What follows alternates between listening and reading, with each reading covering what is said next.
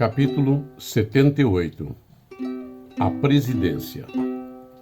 Certo dia, meses depois, entrou Lobo Neves em casa, dizendo que iria talvez ocupar uma presidência de província. Olhei para Virgília, que empalideceu. Ele, que a viu empalidecer, perguntou-lhe: "A modo que não gostaste, Virgília?" Virgília abanou a cabeça. "Não me agrada muito", foi a sua resposta. Não se disse mais nada. Mas de noite, Lobo Neves insistiu no projeto um pouco mais resolutamente do que de tarde. 2 dias depois, declarou à mulher que a presidência era coisa definitiva. Virgília não pôde dissimular a repugnância que isso lhe causava. O marido respondia a tudo com as necessidades políticas. "Não posso recusar o que me pedem.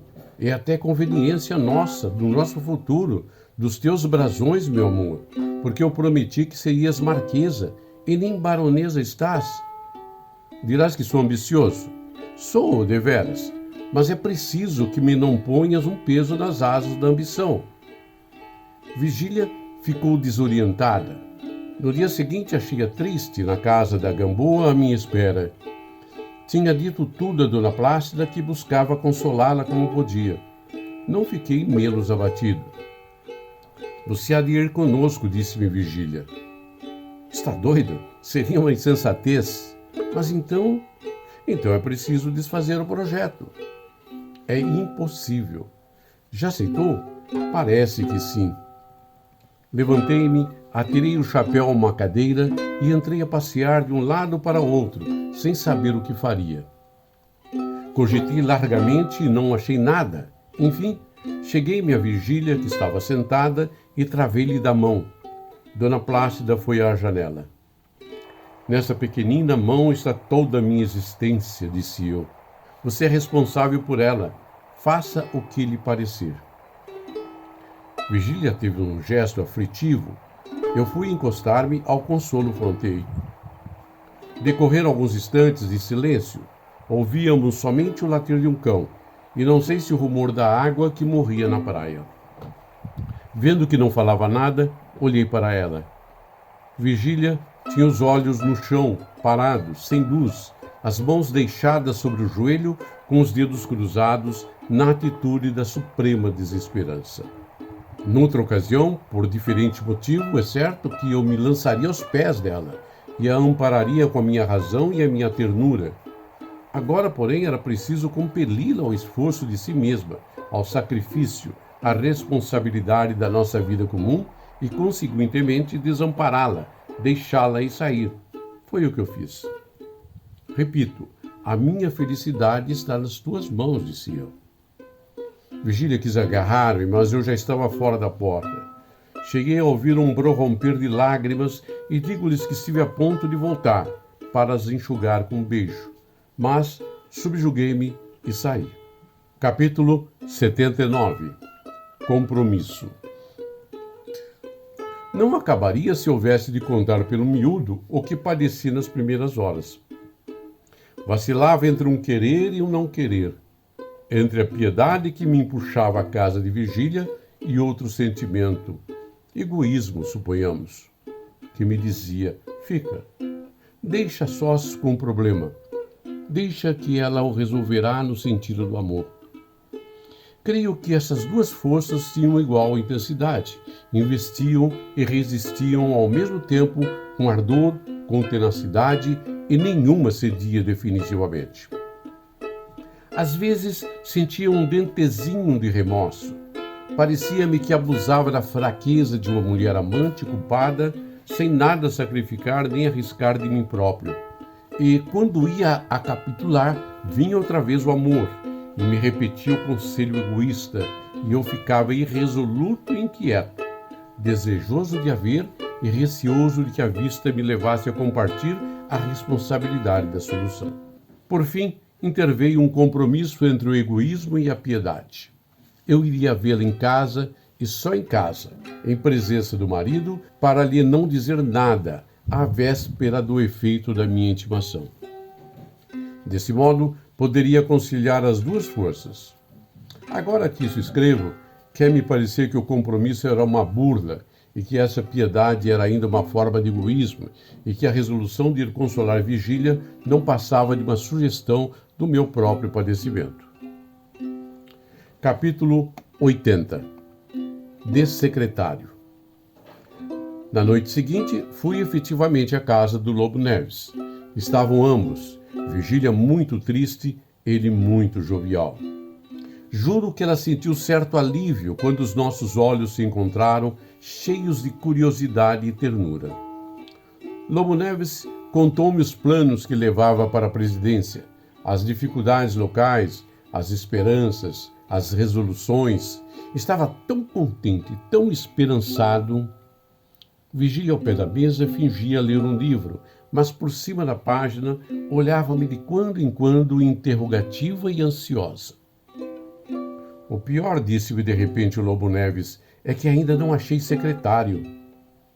Não? Não. E tenho uma ideia. Hã? Uma ideia.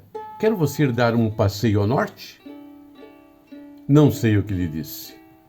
Você é rico, continuou ele. Não precisa de um magro ordenado, mas se quisesse obsequiar-me, ia de secretário comigo. Meu espírito deu um salto para trás, como se descobrisse uma serpente diante de si.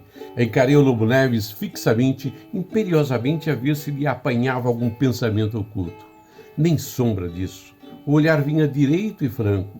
A placidez do rosto era natural, não violenta, uma placidez salpicada de alegria. Respirei e não tive ânimo de olhar para a Vigília. Senti por cima da página o olhar dela, que me pedia também a mesma coisa, e disse que sim, que iria. Na verdade, um presidente, uma presidenta, um secretário, era resolver as coisas de um modo administrativo. Capítulo 81. A reconciliação. Contudo, ao sair de lá, tive umas sombras de dúvida.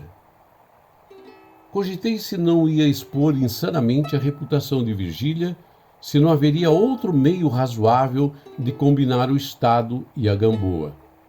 Não achei nada. No dia seguinte, ao levantar-me da cama, trazia o espírito feito e resoluto a aceitar a nomeação. Ao meio-dia, veio dizer o criado, dizer-me que estava na sala uma senhora, coberta com um véu. Corro. Era minha irmã Sabina. Isso não pode continuar assim, disse ela. É preciso que, de uma vez por todas, façamos as pazes.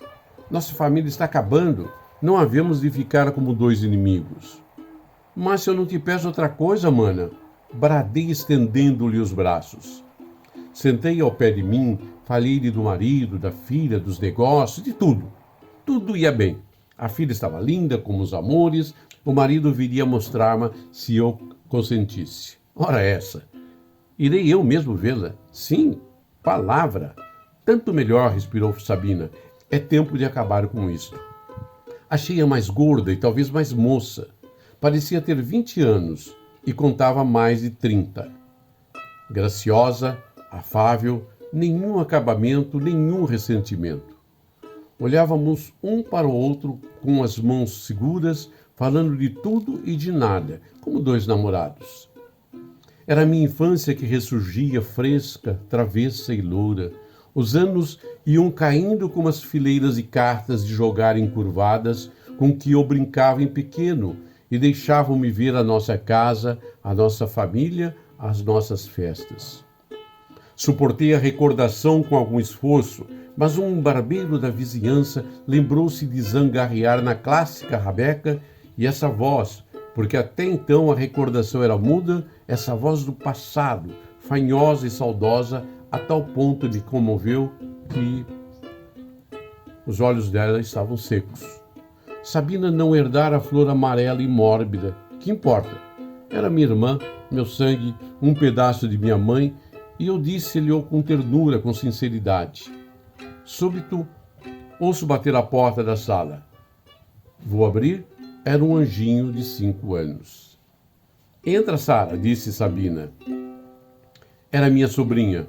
Apanhei-a do chão, beijei-a muitas vezes, a pequena espantada empurrava-me o ombro com a mãozinha, quebrando o corpo para descer.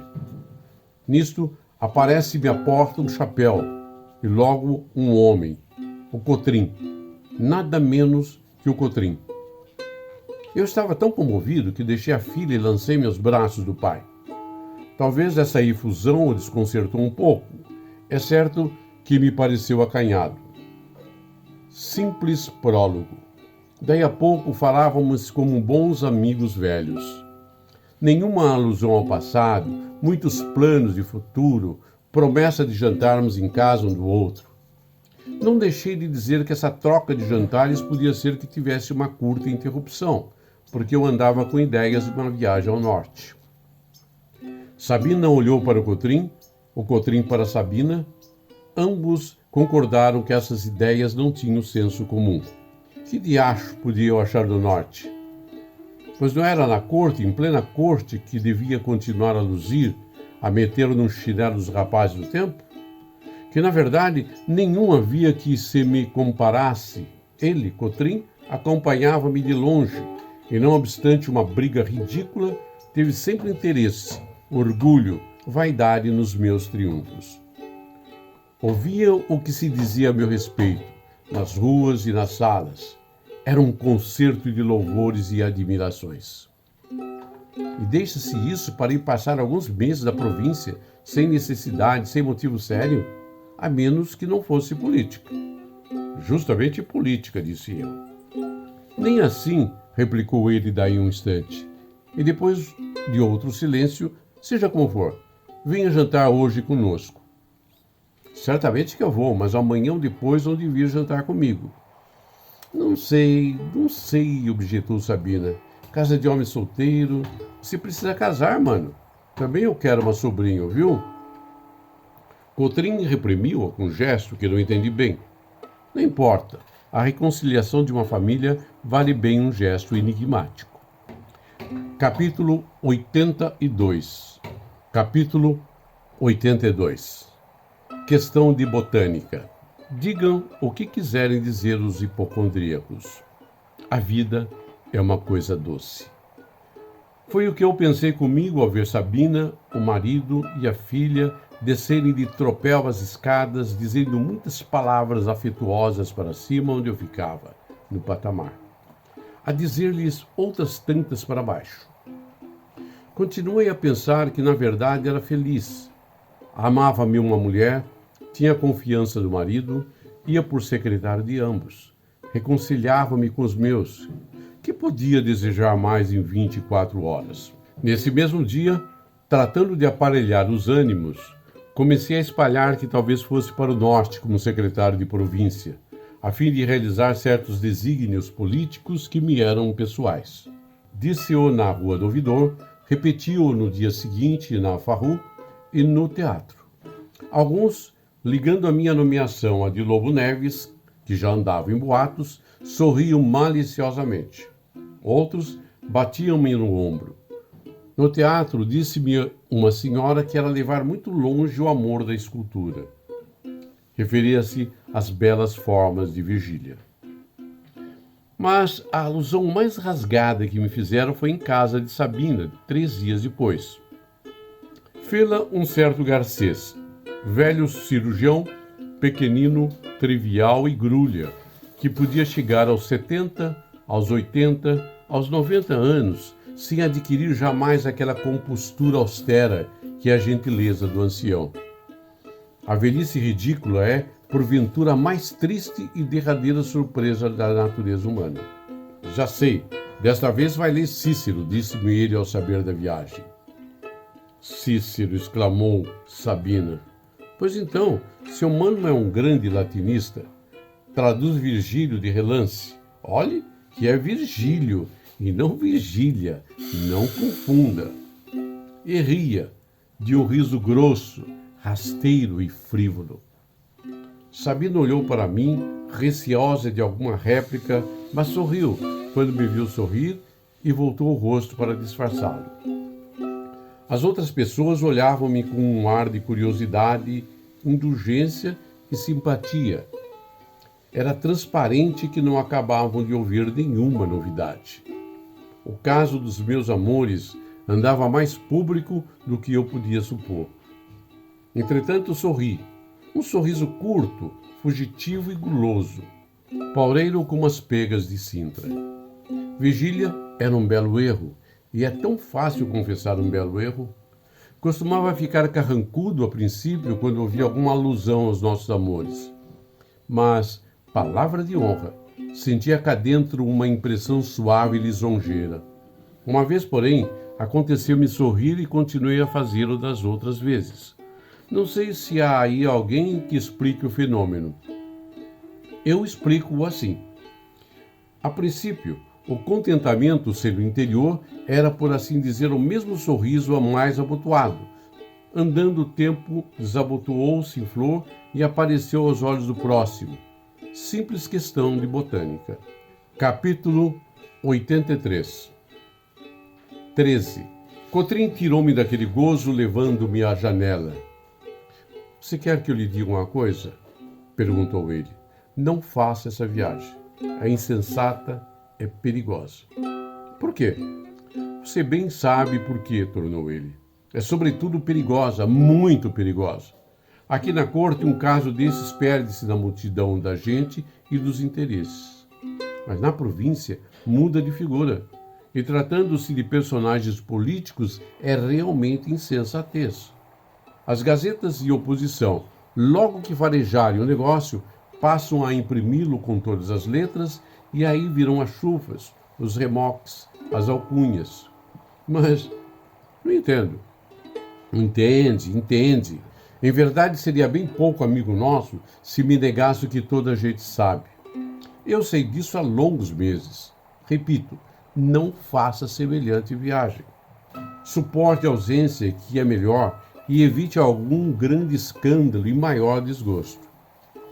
Disse isso e foi para dentro.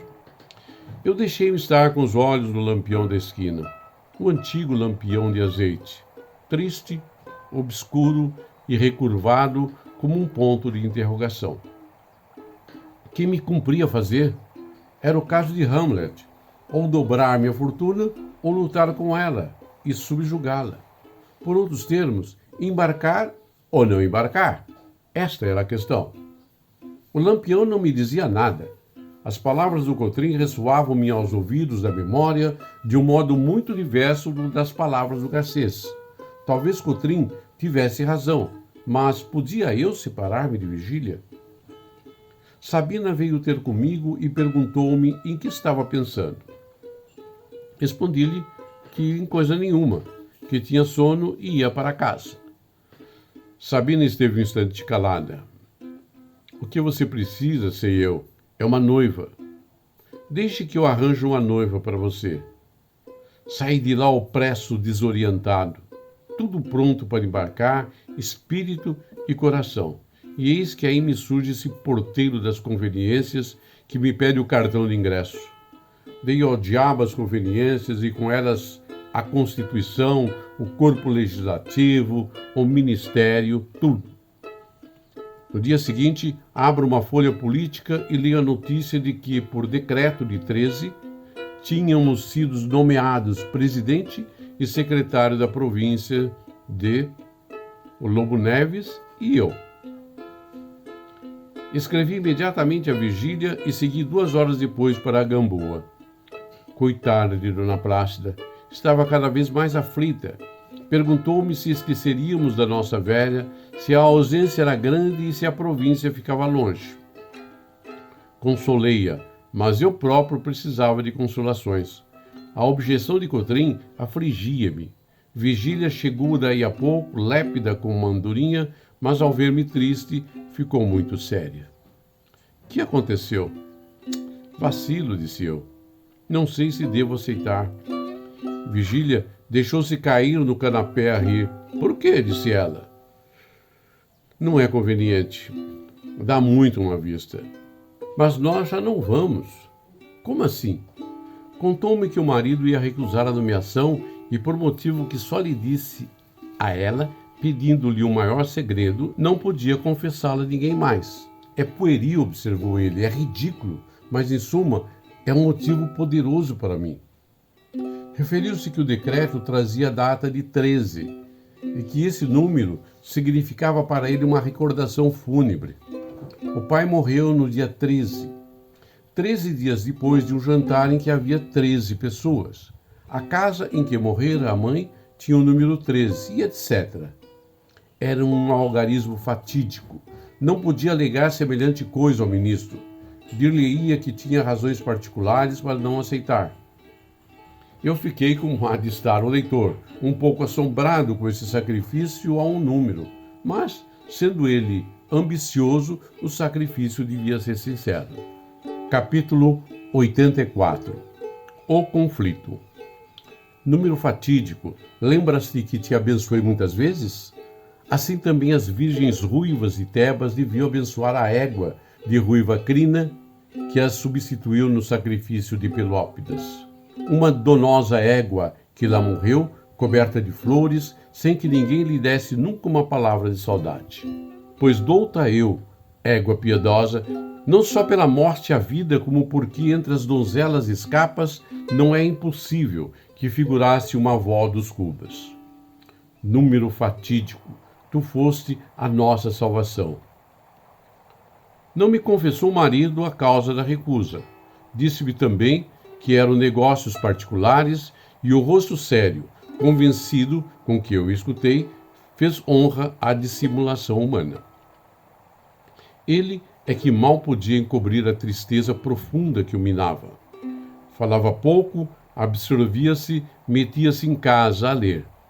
Outras vezes recebia e então conversava e ria muito, com estrépito e afetação. Oprimiam-no duas coisas: a ambição, que o escrúpulo desazara, e logo depois a dúvida e talvez o arrependimento. Mas um arrependimento que viria outra vez se repetisse a hipótese, porque o fundo supersticioso existia. Duvidava da superstição sem chegar a rejeitá-la. Essa persistência de um sentimento que repugna ao mesmo indivíduo era um fenômeno digno de alguma atenção.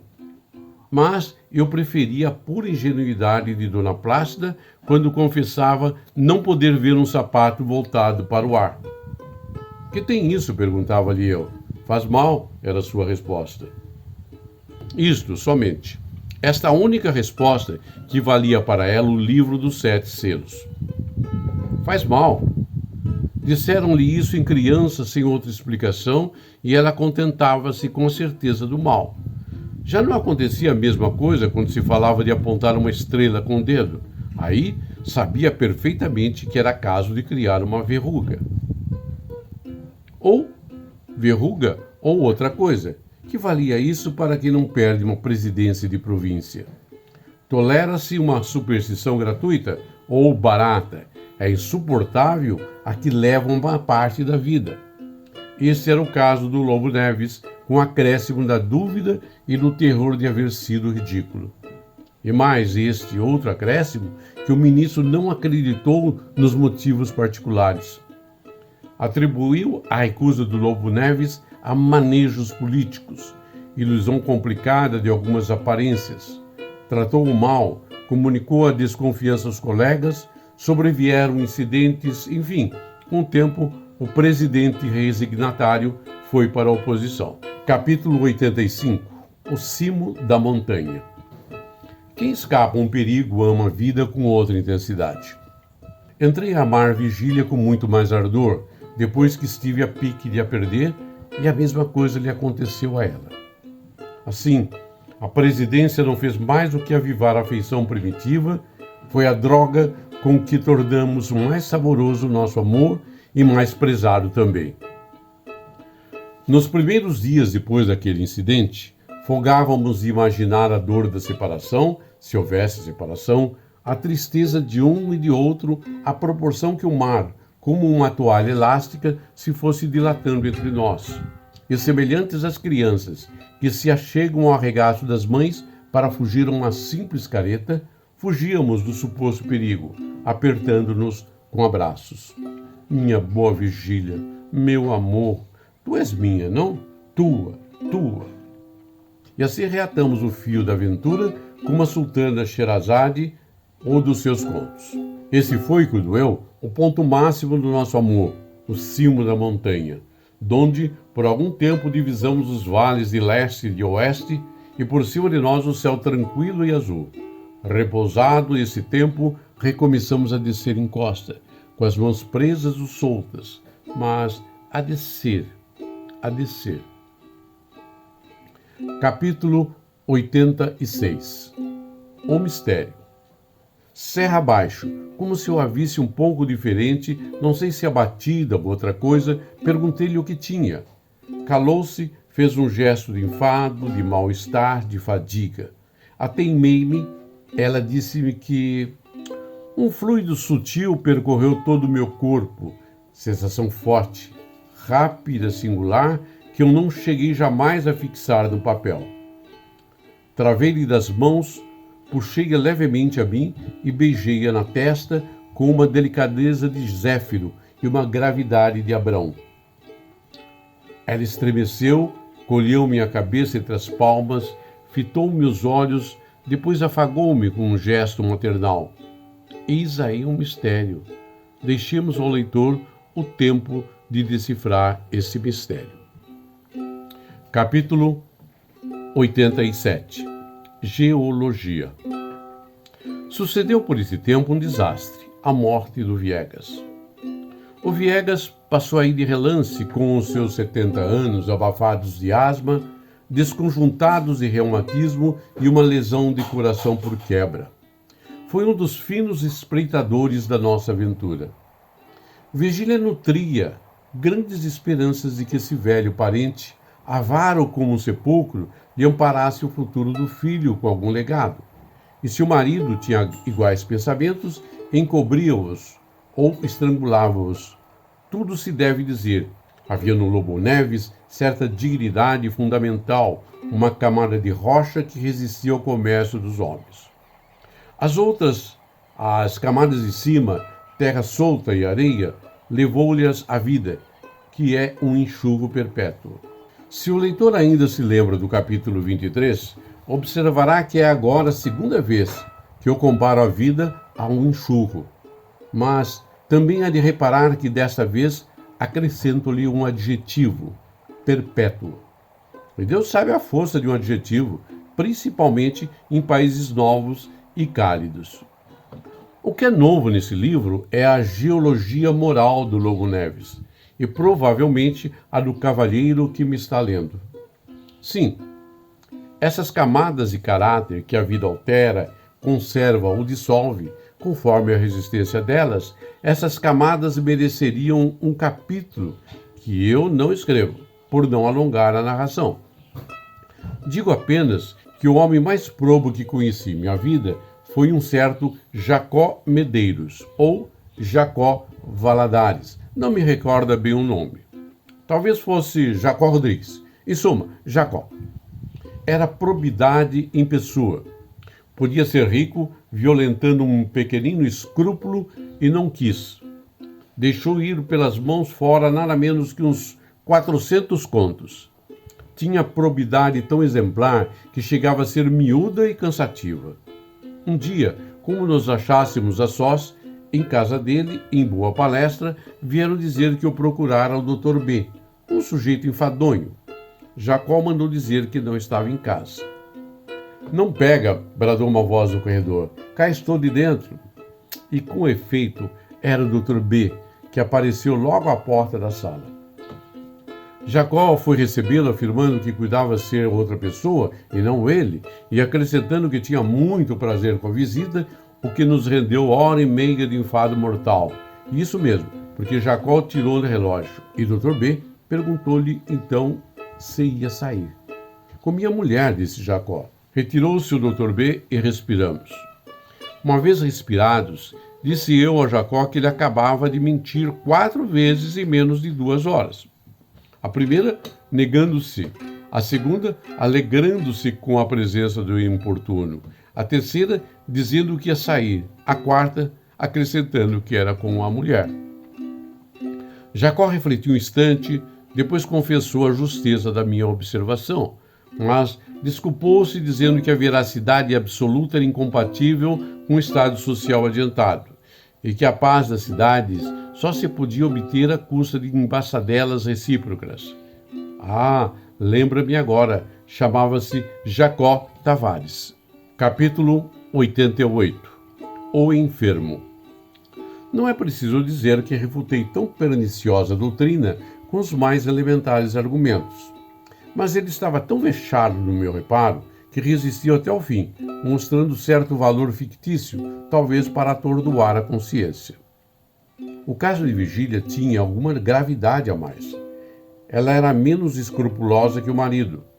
Manifestava claramente as esperanças que trazia no legado, cumulava o parente de todas as cortesias, atenções e afagos que poderiam render, pelo menos, um codicilo. Propriamente adulava-o, mas eu observei que a adulação das mulheres não é a mesma coisa que a dos homens. Esta orça pela servilidade, a outra confunde-se com a afeição. As formas graciosamente curvas, a palavra doce, a mesma fraqueza física dão à ação lisonjeira da mulher uma cor local, um aspecto legítimo. Não importa a idade do adulado. A mulher há de ter sempre para ele uns ares de mãe ou de irmã, ou ainda de enfermeira, outro ofício feminil em que o mais hábil dos homens carecerá sempre de um quid, um fluido, alguma coisa. Era o que eu pensava comigo quando Virgília se desfazia toda em afagos ao velho parente. Ela ia recebê-lo à porta, falando e rindo, tirava-lhe o chapéu e a bengala, dava-lhe o braço e levava-o a uma cadeira, ou a cadeira, porque havia lá em casa a cadeira do Viegas, obra especial, conchegada, feito para gente enferma ou anciã. Ia fechar a janela próxima se havia alguma brisa, ou abri-la se estava calor, mas com cuidado, combinando de modo que não lhe desse um golpe de ar. Então, hoje está mais fortezinho? Qual? Passei mal à noite, o diabo da asma não me deixa. E bufava o homem, repousando pouco e pouco do cansaço da entrada e da subida, não do caminho, porque é sempre de Sérgio. Ao lado, um pouco mais para frente, sentava-se Virgília, numa banquinha, com as mãos nos joelhos do enfermo. Entretanto, um nhonhô chegava à sala sem os pulos do costume, mas discreto, meigo, sério. Viegas gostava muito dele. Vem cá, nhonhô, dizia-lhe, e a custo introduzia a mão na ampla algibeira. Tirava uma caixinha de pastilha, metia uma na boca e dava outra ao pequeno. Pastilhas antiasmáticas. O pequeno dizia que eram muito boas. Repetia-se isso com variantes. Como o Viegas gostasse de jogar damas, Virgília cumpria-lhe o desejo, aturando-o por largo tempo a mover as pedras com a mão frouxa e tarda. Outras vezes desciam a passear na chácara, dando-lhe ela o braço que ele nem sempre aceitava, por dizer-se rijo e capaz de andar uma légua. Iam, sentavam-se, tornavam a ir, a falar de coisas várias, ora de um negócio de família, ora de uma bisbilhotice de sala, ora, enfim, de uma casa que ele meditava construir para residência própria, casa de feitio moderno, porque a dele era das antigas, contemporânea de El Rei Dom João VI, à maneira de algumas que ainda hoje, creio eu, se podem ver no bairro de São Cristóvão, com as suas grossas colunas à frente. Parecia-lhe que o casarão em que morava podia ser substituído e já tinha encomendado o risco a um pedreiro de fama. Então sim. Então é que Virgília chegaria a ver o que era um velho de gosto. Falava, como se pode supor, lentamente e a custo, intervalado de uma arfagem incômoda para ele e para os outros. De quando em quando vinha um acesso de tosse.